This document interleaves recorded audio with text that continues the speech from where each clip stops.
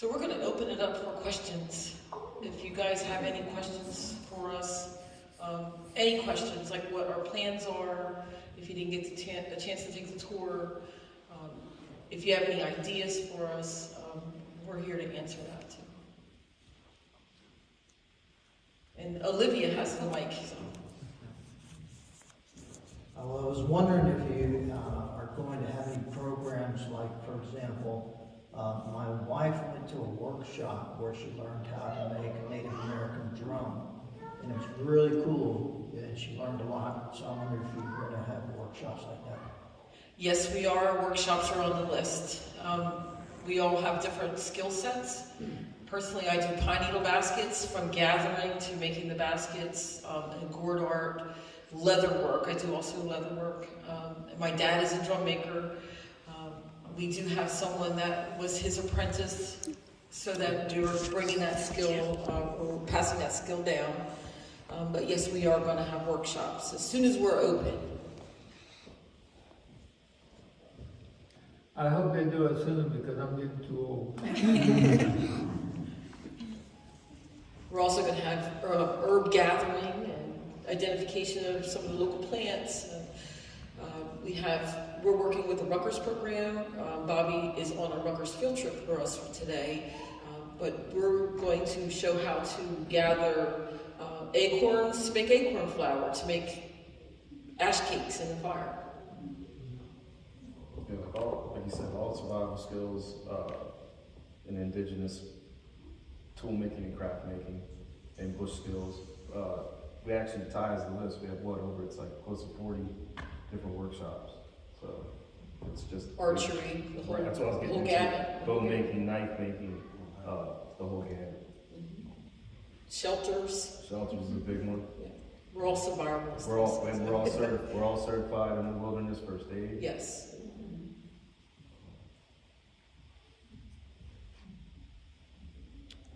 I'll ask one.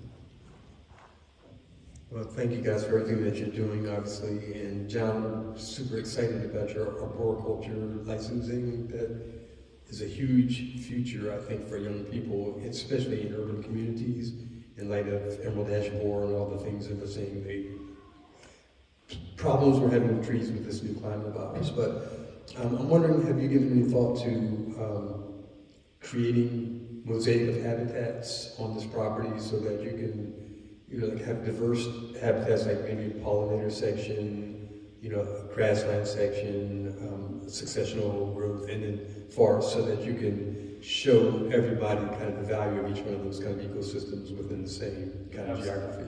Absolutely. Well, that's what Neil, when he first went down and we had the clearing section, that's what he spoke to. We can do our poly plantings in that area, this front area up here, because it was already cleared. As far as introducing new things, I'm not so sure. That's something that we'll have to work together on to collaborate, but absolutely, that whole ecosystem, polydiversity, that whole polybio, from beginning to end, right? Because that's what even Ty touched on with the weed killer, with integrated pest management. That's something we have to take in consideration. And one of the big things, I know George is looking at this also, was how do we get into the herbal, I don't even want to say fungicides, herbicides, but how do we try to cross that bridge where we're looking at different things to say, okay, well, we know, like right now we're trying to find out about the pine weevils. Like how far does this go? Like, is this an infestation? Like, where are we? And then what herbs can we use to try to mitigate that? How can we address it where we're not killing everything? Because that's the point, right? It's like with a weed killer, nothing lives, So it's like each little step. So how do we integrate that? So that's part of that whole process. That's part of the agriculture with integrated pest management. How do we address that? But absolutely, like building the whole from the organic all the way up through the canopy, like looking at that whole section, because that's part of our history. with the Delaware Indians and the farming culture was that, that we, with the whole, even planting with the sisters, with the corn, the squash, the beans, all that together, because that is the whole habitat. One's providing for the moisture in the soil, the organic in the soil, one's providing for the nitrogen with the beans, then you're dealing with pest management because only certain pests you're dealing with, so that's the full polybio right there. I mean, absolutely, yes, answer is. And I just wanted to add that we have our first appointment with Mike Van Cleef for our site plan on May 20th. He picks May because that's when everything's more in bloom, that he can try to help us identify, and we've given him detailed plans as to what we want here, which is what you were talking about as well. So that's on May 20th, so we're excited about that. So. Mike Van Cleef is the man. He's the man, he's great. And I just saw him at Duke Farms. Yeah. I saw him at Duke Farms the other day. So. Thank you. I just was really struck by what you were saying about noticing the way and being more mindful about how we talk about critters and, you know, in the ecosystem that are problematic, right? That are out of balance, maybe, or with us, maybe most out of balance of all the creatures, right? But I just appreciate that you shared that because I can see, and would love to hear more of your thoughts, because I can see it's a challenge. We're always working on the deer problem, as we call it, right? Too many, they're eating everything, it's out of balance. But I really do appreciate what you were saying about being careful, like how we talk about that we're not kind of being disrespectful to another species, right? As part of our earth. So thank you for that. You're welcome. Thank you too. I think it just as a tag on to that point that it's not saying that we don't address it. That's something completely different, right? We still address it because we all have to live and it's about shared resources. It's about that. But the difference is how do we make it where, as Unc said, how do we make it where the community benefits off of? So just going in, I mean, and that's where, you know, well, it's down here with turkeys. That's the way it is here with turkeys. Like turkey permits started 2 weeks ago. You know, the lottery starts and you get your permit. I mean, for us, that's a big thing. I mean, that's generationally for us, we're all turkey hunters. So, I mean, that's the first thing my nephew said. Hey, did you get the permits? Are we going out? But I just, you know, I think it's important because it's like, yes, give reverence and there should be reverence with everything, right? Because that's just being mindful. But at the same time, it doesn't mean you just let the deer eat your crops. That needs to be addressed. I just think that's important to make that distinction. There's definitely a disconnect too because we don't want to kill a live animal, but we'll go to a grocery store and pick up a packaged meat, you know what I mean? So there's that disconnect from us seeing that live animal and letting it eat our food and not taking like revenge from, you know what I mean? Because we see it and we have compassion and empathy for the animal. But we still go to the grocery store and we'll still buy a slab of meat. It's just, there's a big disconnect with that.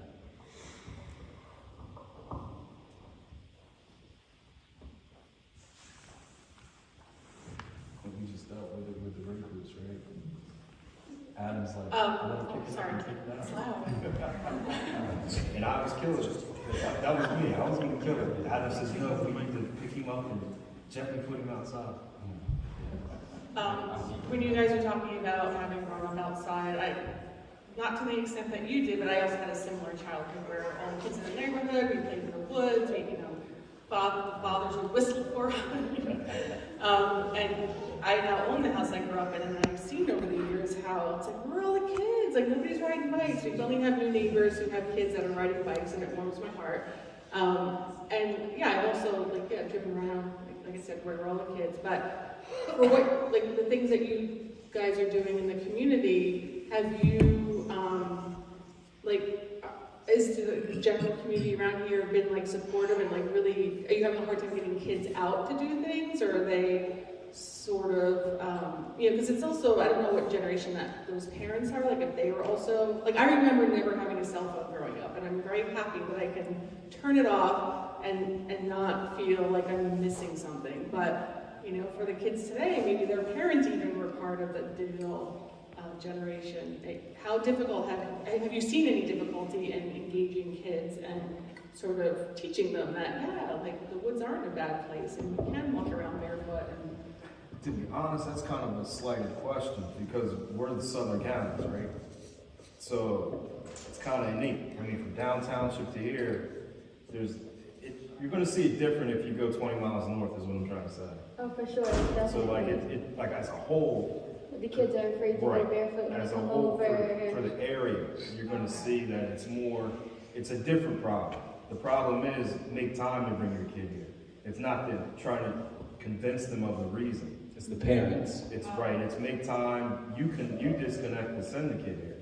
But I mean, for us, regionally, we're already a little. We don't even call ourselves Jersey. Sometimes we say we're Delaware Valley. You know, because it's, in my opinion, it's a little bit easier because they don't. Well, where's Tony Soprano? No. We're down. So that's regionally, it's different. So I mean, I don't know if that answers part of that question.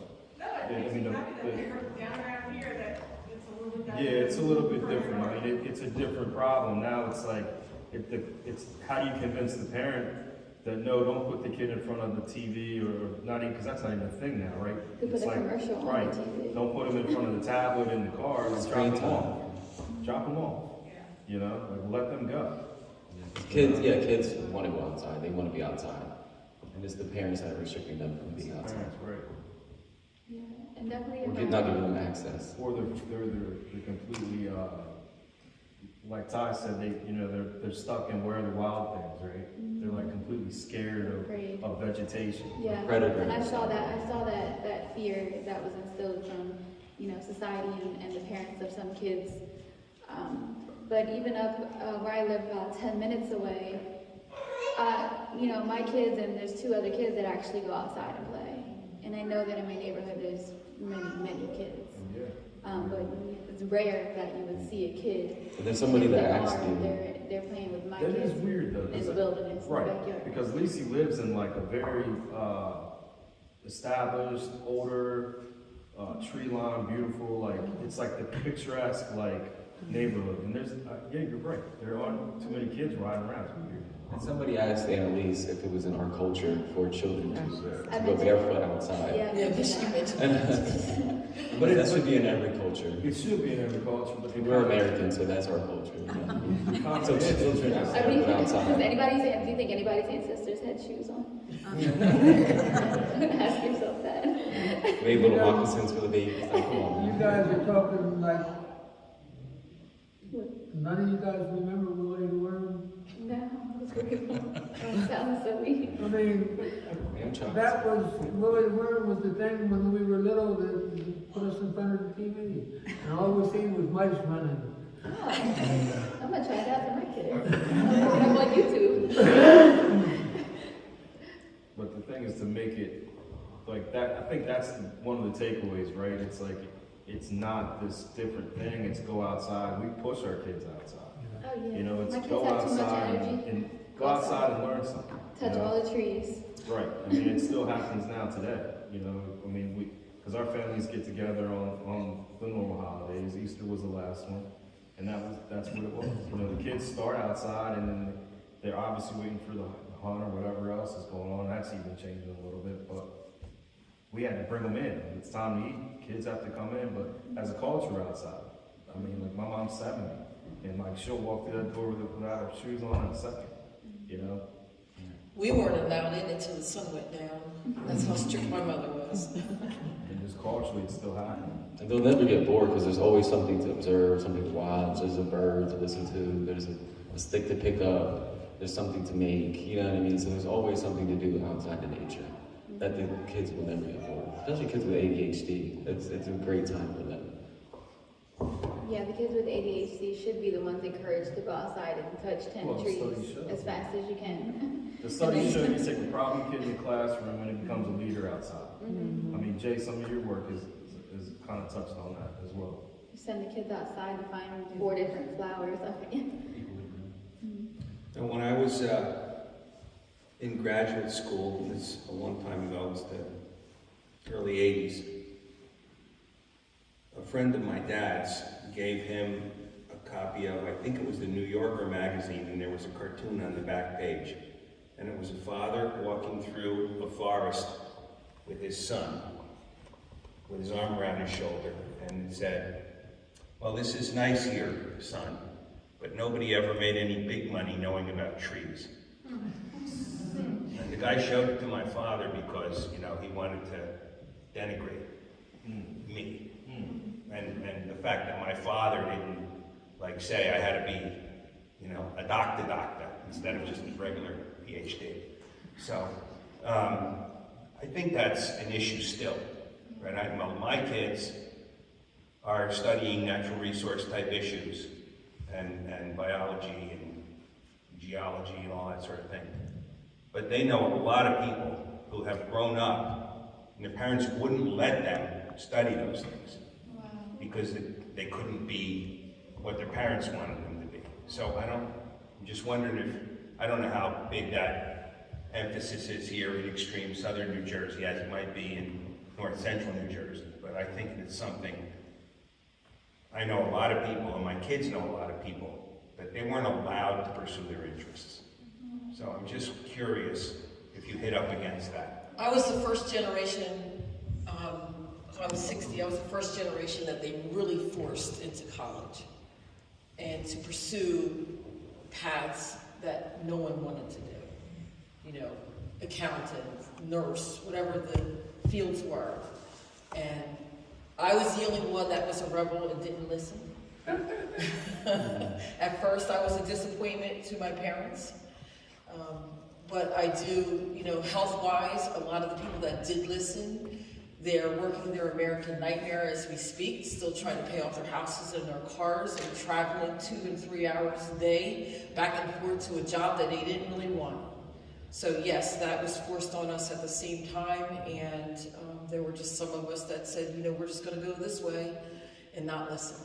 Well, I was the second child, and I wasn't forced to go to college. But I was forced to go to college. He was the first child. He was the first child. And she's seen the big failure. I mean, I did graduate in 2014 with an associate's, but still, she didn't really push any of her other children to go to college. But I wish she would have pushed me to do something with nature or something along the lines. But you know, who she is now versus who she was is a whole totally different person. She probably would have pushed me to do something out of nature. But before she took me to the school. I had no clue. I was right out of high school. She took me to college, signed me up for college. I took classes. It was a hard time, but I had no clue. But I mean, I graduated. So. And then, like, for me, so I'm the generation behind Todd and then before these guys, and that's kind of the saying, right? Is we chose to stay. Like, I grew up in Montgomery County, Maryland, but all my cousins, masters, professionals, I chose to come back. Is the stigma still there? I think that's what you're asking. Yes, but not as profound. And I think we're making the turn because now it is more like, oh, arborists? What's that? You know, like it's changing. I see it slowly changing, but I see it changing. And I think now, because as Ty's saying, we all have, you know, my sister's a prime example, you know, retired. She's retired. Same age as me, she's retired. House in Aruba, building the second house in Aruba, okay? But mentally exhausted. You know, mentally tapped out. I mean, she hated if I said that, but it is what it is. I think we're getting the point. But I think slowly, you know, things are making that turn. I do. Does it exist? Yes. But I think it's a little 50-50. Because here it's kind of weird. It was like, you grow up outside, but you better make your money in the office. Right? I think that's the difference. Is we expect you to be able to live out in those woods on your own. It's just because that's who we are. But go ahead and keep up with the Joneses a little bit. I gravitated right back to the woods as soon as I graduated. And that's what's happening, though. That's what's happening.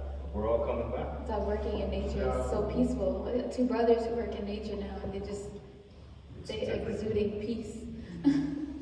Yeah, I didn't mean it so much as go to college or not go to college. I just meant it as pursue your dreams. Yeah. Yeah, this You is can pursue your dreams in many different ways. Yeah, this is what it is. We're pursuing our dreams now. Yeah. We can't stop making money to pursue it. Yeah, it's coming. It's coming. Pursuing our full dreams, circle. yeah, definitely will pay off a lot. Because I mean, you have the younger, but even like the Marcus generation, they feel like they can make money on the phone now.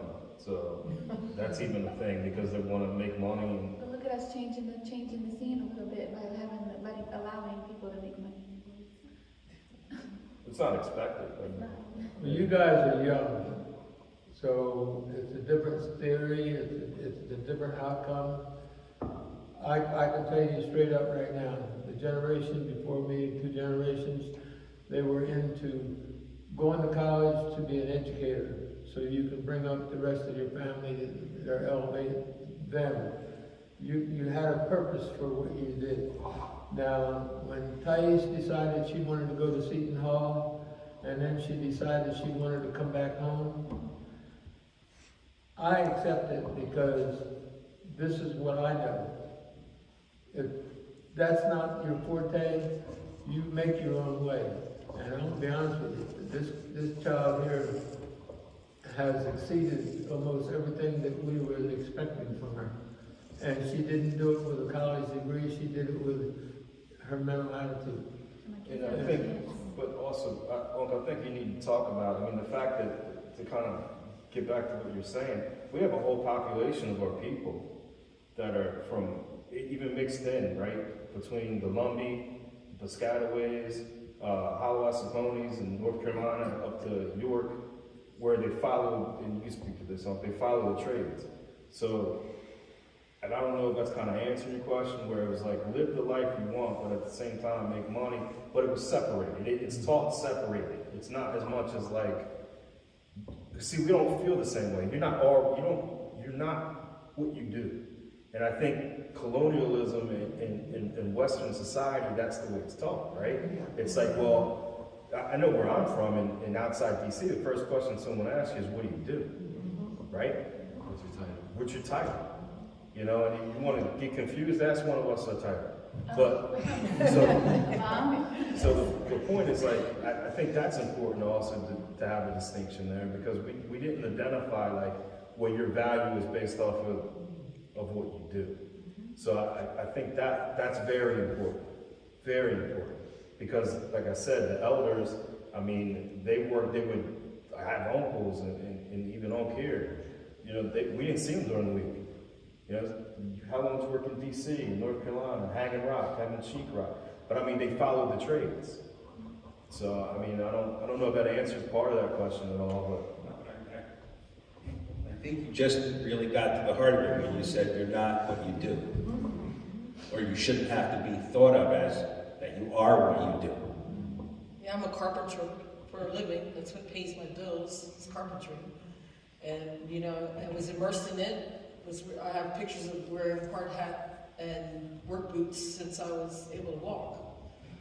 Because my grandparents owned a construction company, my dad owned a construction company, but that's not who I am. That's not who you are. That's not who I am. Like, That's what I do. That's what I do for a living. That's what pays me. That's why I put food on the table. But, you know, in and out, walking in the woods, doing my permaculture ranch, that's who I am.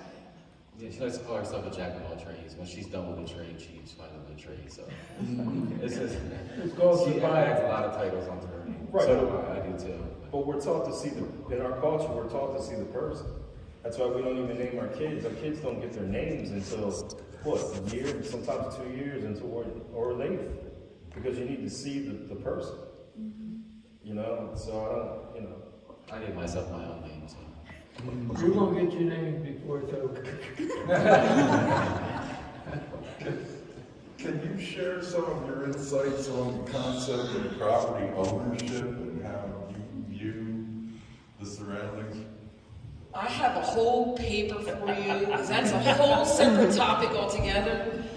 Because we really can't own land, and we do get into a lot of trouble, even the younger generation, because we don't see the borders and the boundaries. So if we're chasing a deer, and it's on over there, and that's not ours, we don't see that. There was no such thing growing up. There was no such, yeah. Growing up, we had a piece of land next to our house. Was it ours? I don't know. Yeah. It was in the woods. I got lost in the woods and came across a hunter. There was a hunter. I thought it was a homeless house at a that tree age. house, and then I got yelled at because I was chasing up the deers. I was scared of the deers. I had 2 dogs with me.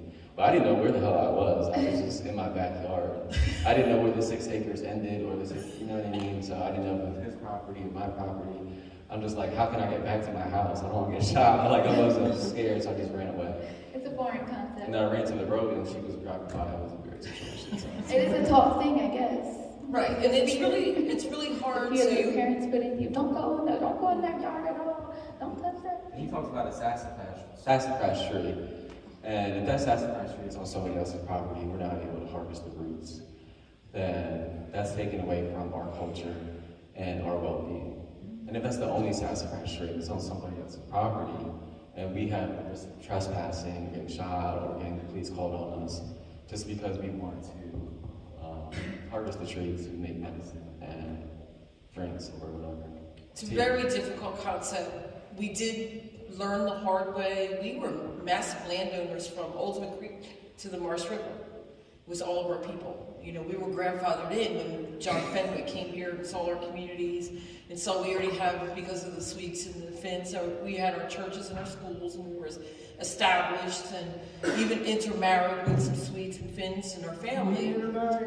Well, he doesn't like to claim it, but yes, we intermarried. They lived with us, we lived with them, and you know, so we have Swedish and Finnish ancestry, and you know, it's a hard concept, but we lost through taxation because we used to live off of the land. We used to barter and trade, but you know, they would always raise the bar a little higher for the taxes that had to be paid.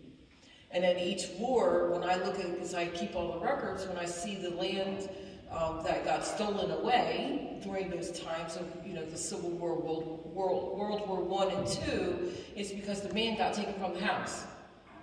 The taxes couldn't get paid. So it was a land grab. And even in our generation, we still own a lot of land. Our families down here own a lot of land. But as a realtor, helping people sell pieces of their land to pay their taxes, because we still are business owners. And with owning a business now, you need licenses and insurance and certifications. So they literally put us out of business with the new practices as well. And if you go far back, I mean, Ty touched on with the Swedes and the Finns and the Friends and the Quakers that originally settled, even before Fenwick, and the Dutch. But people don't talk about the major differences between their cultures and even the Dutch. Those cultures were more community cultures. They shared resources. So when they came in, people always talk about agreements and deeds. They were more land leases, especially here. Like if you research Western Cumberland County, there was almost a succession at one time where it was West Jersey. But in this particular, where we are now, where you are now in Salem, they were considered settlement. They were considered lease agreements. Meaning like you could farm, but we're still gonna hunt. But they came from those types of cultures where they did share resources. So it just kind of ties in where everything's more of a community and we're gonna share the resources for cattle and for pig and for, like you said, the polyculture or the agriculture. So actually Rutgers just did there's a good book on that from, I think, 2022 that just came out. That explains a lot of that. What's it called? I'll find the name out for you. And not only that, people who own the land, they don't really take care of the land. They don't clean it up. They own acres and acres, so they probably can't clean it up. And there's no really human interaction with that land for years and years, maybe generations. Yes, sir. Thank you for welcoming us. I'm reviewing some of your literature here really fast and understanding some of the things that you're sharing with us. And I see that you have a day, you go out and see the fire and how important fire is. I'd like to ask you, like Jay had mentioning, how you're managing your open space or your property that you've acquired, and you're having Mike Van Cleef come down and help you evaluate that in a scientific way as opposed to an indigenous way. Have you considered cultural burning in response to your property here and how that relates to maybe a workshop you might put on? We haven't considered any of that until we have Mike's professional review of what's here, plus some of our practices. You know, when we have one fire pit established, and there's another fire pit. So eventually we'll be picking up some of that dead wood and utilizing that, which is going to start helping the forest bed. And living one with the land, a lot of times you don't need a prescribed burn. John's also has a plan for repurposing some of the trees that we have to thin out, some of the pitch pines that are growing rampantly, to donate them for reforestation projects. Because we really don't believe in killing trees, and those trees are really good trees, so why not give them to someone else that needs trees? So, we have some plans that we're doing. If if it's needed that we have a prescribed burn, I don't think there's ever been a prescribed burn here. We're not proponents of that in this area. I didn't intend the question to be prescribed burning as we know it through New Jersey Forest Fire Service and property safety and all those other values. My question was more about cultural burning, how that might be part of a cultural ethos in managing the land. We've never done that. I know some tribes have done that, but we've never, somebody else mentioned that, but we've never had any kind of cultural burning. If you live one with nature, there's not much left to burn, because you're building your fire pits, you're living one with, this earth is a living thing. If you're not going to utilize it, you're not going to walk on it, of course there's going to be dangers and fire hazards.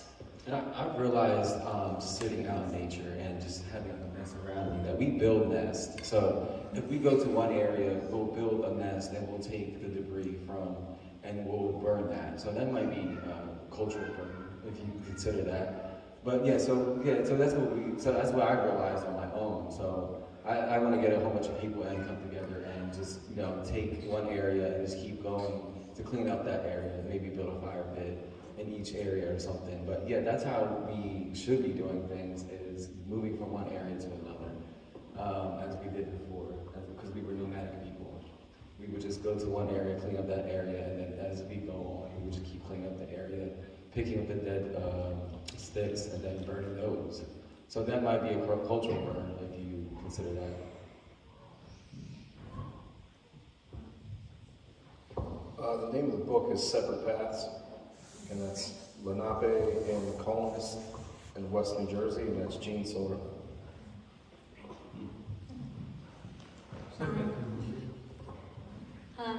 So in the last recent years, I have gone on like an ancestral information journey and trying to get these long lost informations of herbalism and medicine and folk magic.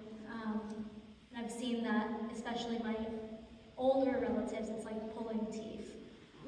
So I wanted to know if it's the vibe, I guess, in the community or within yourselves, like how people are feeling about the idea of sharing this, what was once sacred information with people outside of the community.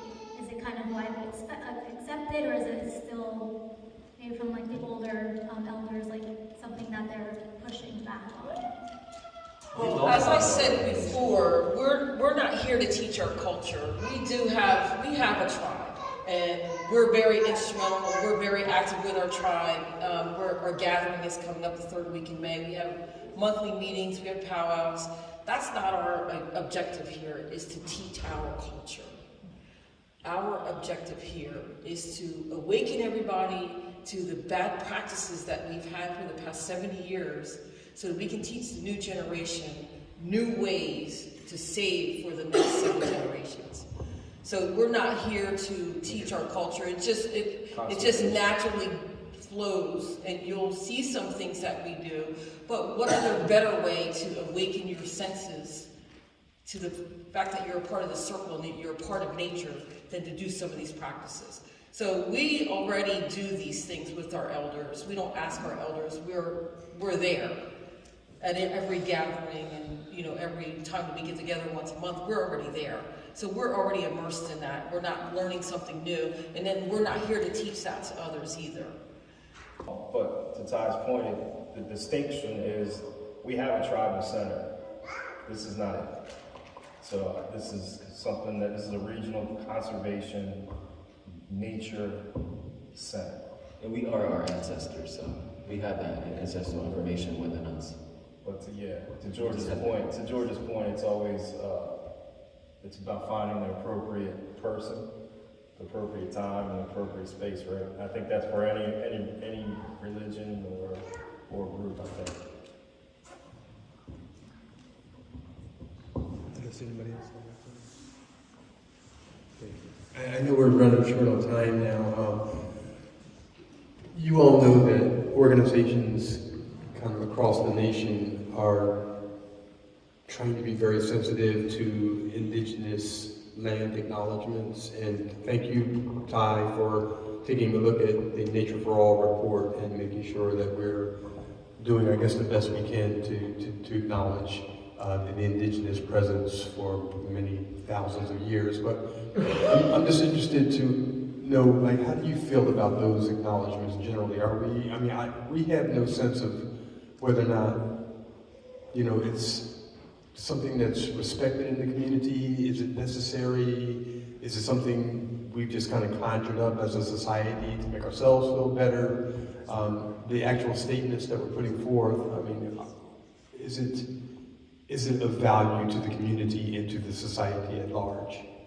Yeah, I have a very personal experience with land acknowledgements. For some reason, people will come to me and say, can you do the land acknowledgements?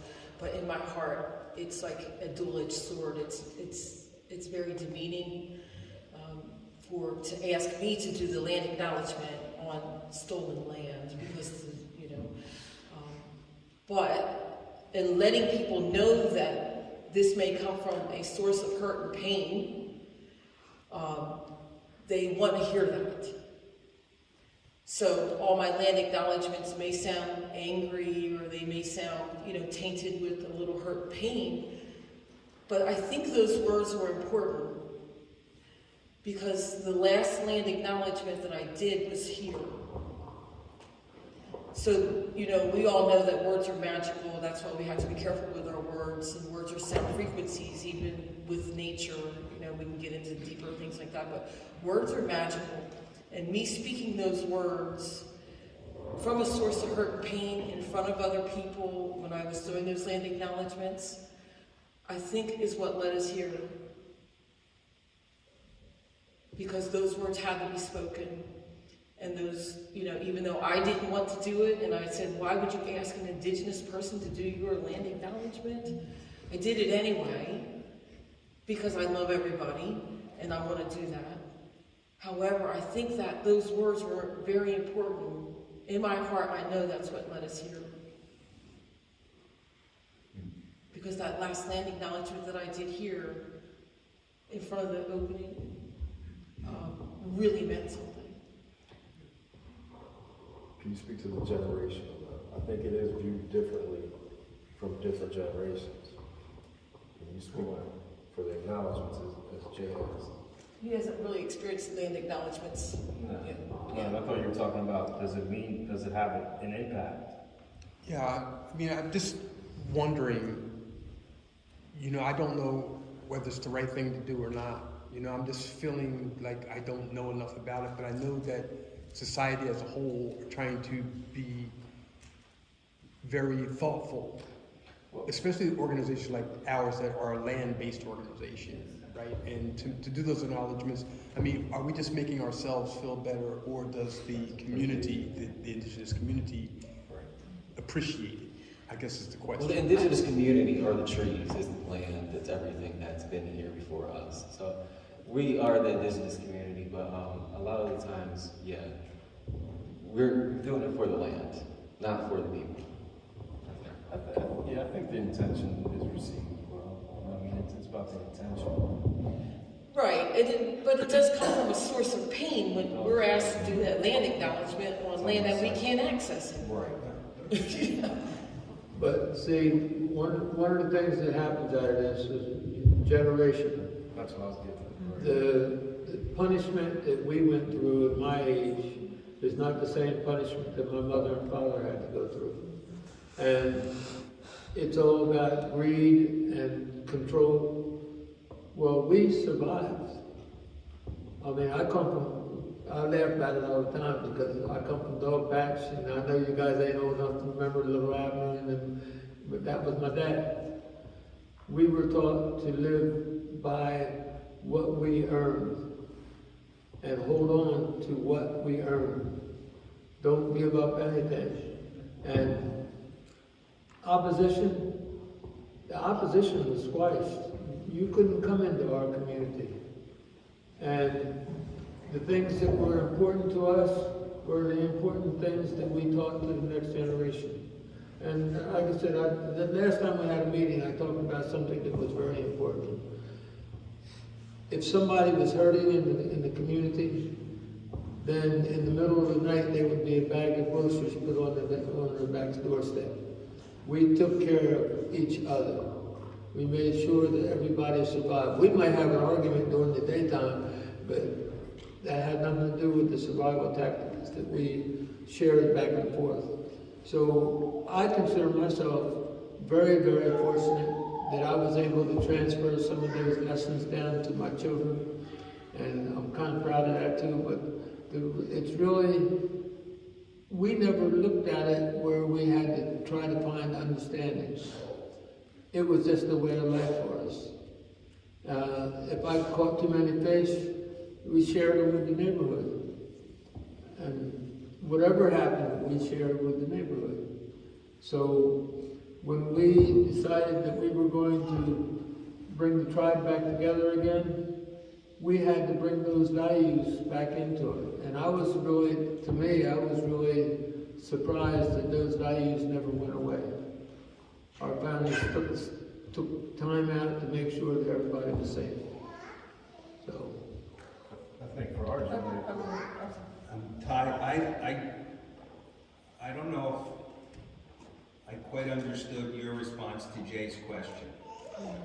I totally understand your response about what you said about when somebody asks you to go to their meeting and do the acknowledgement. I understand where that makes you feel on two different sides, on a knife edge. I totally understand that. But I think what Jay is asking is, I haven't given one of these acknowledgements myself at any kind of a meeting because I don't often run meetings. But when I go to a meeting and there's not any person in the room that has anything to do with being Native American, and somebody gets up who's a European or an Asian or whatever they are, and they say, we want to acknowledge that we're on the land of such and such Native Americans, it makes me feel weird.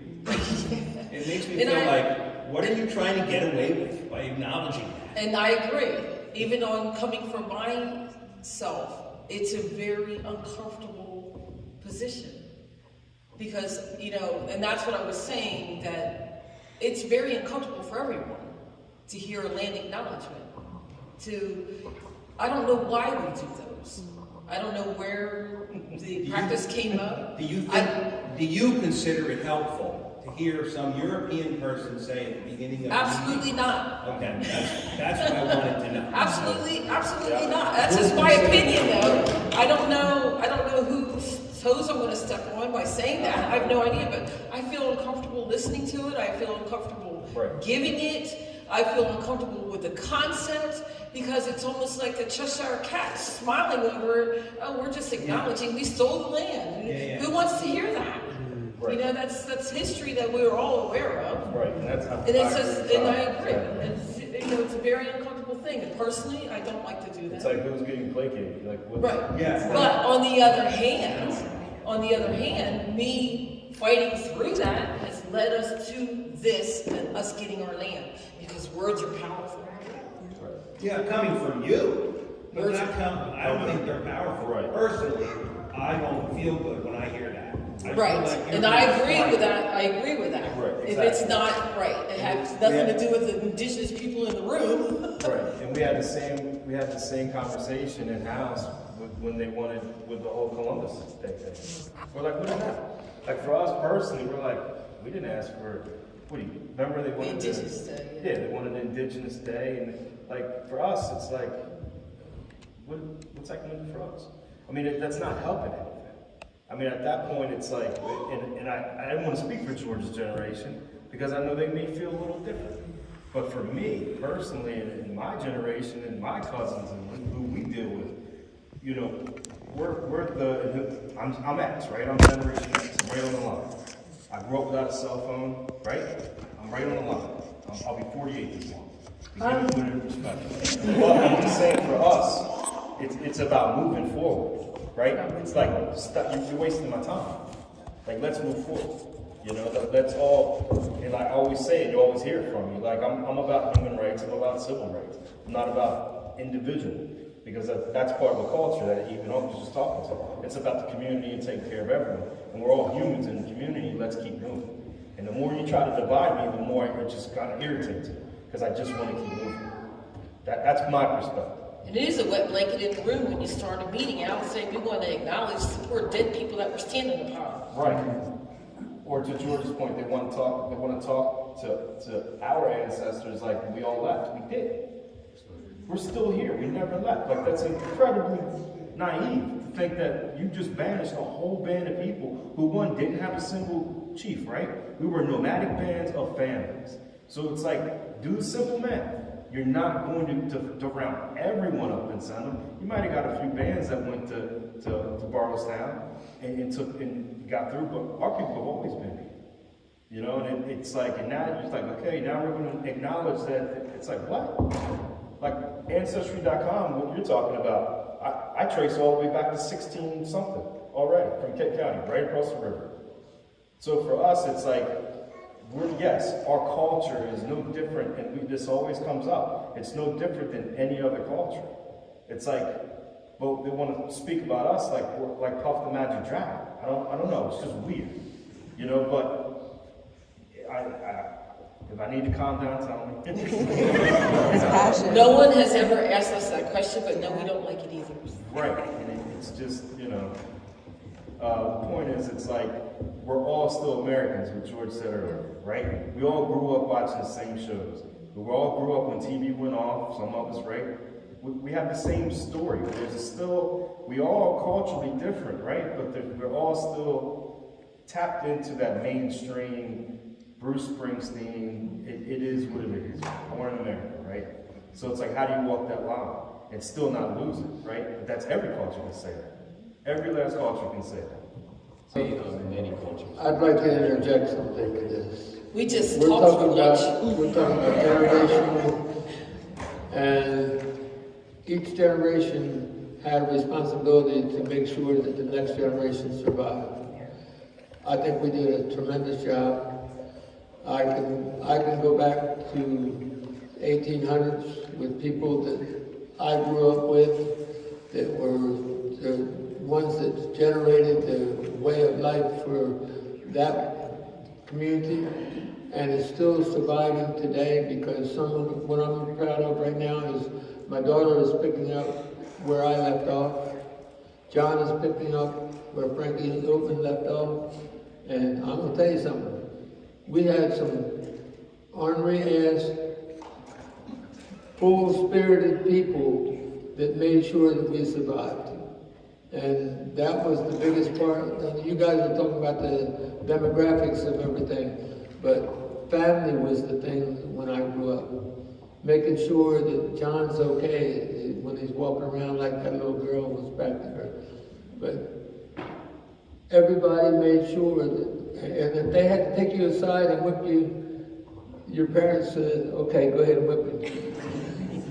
But we survived because we did not give in to anything else that was out there.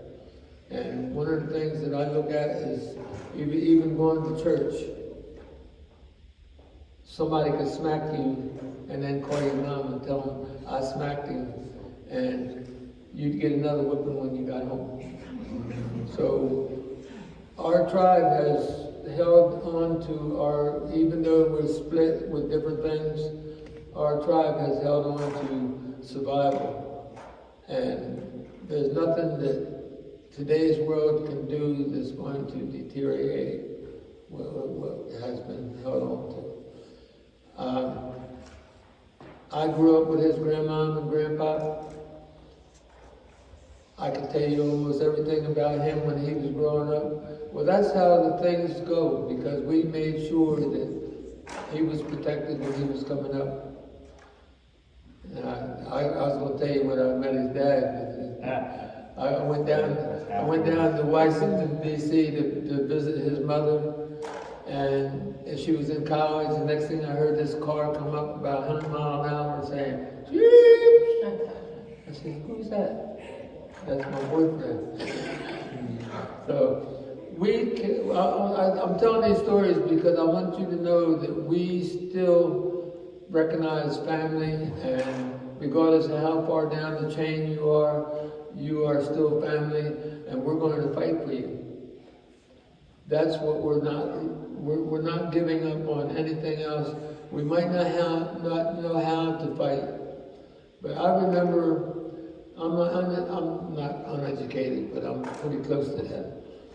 When we were fighting for state recognition, there were things that were out there that we had no clue were to our advantage. When we approached ourselves to the state of New Jersey, we had people that knew things that we had no clue about. And we won. Actually, we won financially too, but we cannot be annihilated today because of what happened in the past. They were trying to annihilate us as a tribe of identity as the Napi people. They couldn't, because the history is here. It's just knowing the history. It's sticking together and making sure that it's called family, not tribe, family. We're all the same people. We were turned against each other in the past. We're bringing it back together. And that kind of ties in because it's about acknowledgement, right? We just want to be acknowledged. We don't need the formal.